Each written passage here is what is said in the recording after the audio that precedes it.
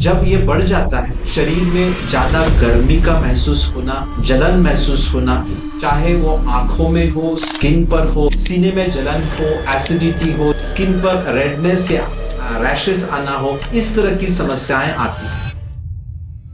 Happy thoughts. आज हम शरीर में बढ़े हुए पित्त दोष को शांत करने के लिए 3 बेहद आसान और असरदार उपाय जानने वाले हैं। आयुर्वेद के अनुसार वात, पित्त और कफ, इन तीनों का संतुलन हमारे स्वस्थ रहने के लिए बहुत जरूरी होता है। जब ये तीनों अपने प्राकृत यानी स्वाभाविक स्वरूप में संतुलित रूप से मौजूद होते हैं तो हमें वे बहुत ज्यादा फायदा देते हैं। लेकिन जैसे ही इनका संतुलन बिगड़ता है तो वैसे ही हमारे शरीर में कई प्रकार की तकलीफें शुरू हो जाती हैं। लेकिन यह हमारे हर एक मेटाबॉलिज्म के प्रोसेस के लिए जरूरी होता है। ये पित्त, चाहे वह मेटाबॉलिज्म डाइजेशन से जुड़ा हुआ हो या वह मेटाबॉलिज्म सेलुलर लेवल पर हो, पित्त शरीर में ऊर्जा निर्माण के कार्य में बहुत ही महत्वपूर्ण भूमिका निभाता है। जब ये बढ़ जाता है, शरीर में ज्यादा गर्मी का महसूस होना, जलन महसूस होना,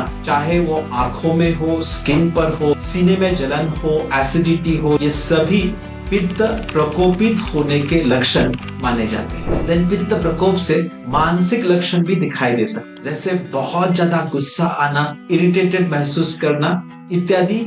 ये सभी मानसिक लक्षण पित्त प्रकोप के कारण होते हैं। आइए अब हम पित्त को शांत करने के बेहद 3 आसान, सुरक्षित और असरकारक उपाय जान लें। पित्त को बैलेंस में लाने का पहला उपाय है सफेद पेठे का जूस। यह वात और पित्त दोनों का शमन करता है।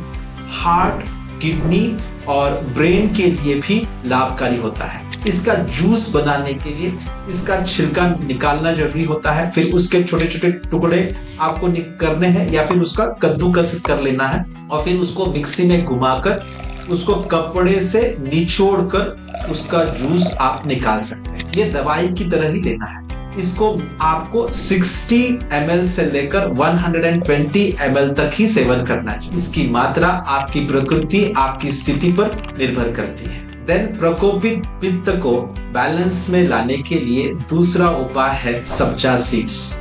ये सीड्स स्निग्ध होते हैं, ठंडी तासीर वाले होते हैं और मधुर स्वाद वाले होते हैं और पित्त के लक्षण जैसे जलन है, एसिडिटी है, इनमें राहत देते हैं। लगभग 1 से 1.5 चम्मच सीड्स को आपको लेना है। पहले इसको अच्छे से धो लेना है, फिर आधा घंटे के लिए इन्हें थोड़े पानी में मिट्टी के बर्तन में भिगोकर रखना चाहिए। मिट्टी का बर्तन नहीं है तो स्टील के बर्तन में भी आप भिगोकर रख सकते हैं। इन सीड्स को आप नींबू शरबत के साथ, कोकम शरबत के साथ या आंवले के शरबत के साथ भी ले सकते हैं या फिर उसमें थोड़ा और पानी मिलाकर वैसा ही आप सेवन कर सकते हैं। देन प्रकोपित पित्त को बैलेंस में लाने के लिए तीसरा उपाय है गोंद कतीरा। गोंद कतीरा नॉर्मल गोंद से अलग होता है। भाव प्रकाश निघंटु ग्रंथ के अनुसार गोंद कतीरा शीतल होता है, दाह शामक होता है, रक्त स्तंभक होता है यानी खून को रोकता है। इसके सेवन के लिए 1 छोटा सा चम्मच गोंद कतीरा या आधा चम्मच, उसके 2-4 दाने भी आप ले सकते हैं। उसको आपको 4 से 5 घंटे या फिर रात भर इसको भिगो कर रखना है और फिर दूसरे दिन सुबह नींबू या आंवला या कोकम के शरबत में मिलाकर इसका सेवन कर सकते हैं। तो यह तीनों उपाय, सफेद पेठे का जूस, सब्जा सीड्स और गोंद कतीरा, पित्त दोष को शांत करने के लिए बेहद असरकारक उपाय है। इस जानकारी को अपने दोस्तों और रिश्तेदारों के साथ जरूर शेयर करिए ताकि वे भी आयुर्वेद का लाभ ले सके। अगर आप मुझसे 1-to-1 गाइडेंस पाना चाहते हैं तो आप हमारी टीम से संपर्क करके अपॉइंटमेंट ले सकते हैं।